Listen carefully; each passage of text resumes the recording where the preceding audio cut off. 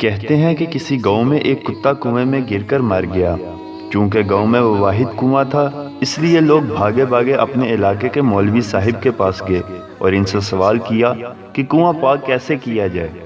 مولوی صاحب نے فرمایا، آپ لوگ کنویں سے 40 بالٹیاں نکال کر پھینک دیں، کنواں پاک ہو جائے گا۔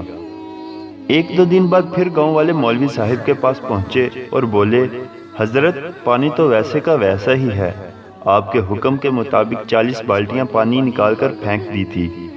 مولوی صاحب نے یہ بات سن کر پوچھا، کیا آپ لوگوں نے کتے کو نکال کر بالٹیاں پھینکی تھی؟ اس پر سب بولے، حضرت آپ نے بالٹیاں نکالنے کا کہا تھا، کتا نکالنے کا نہیں۔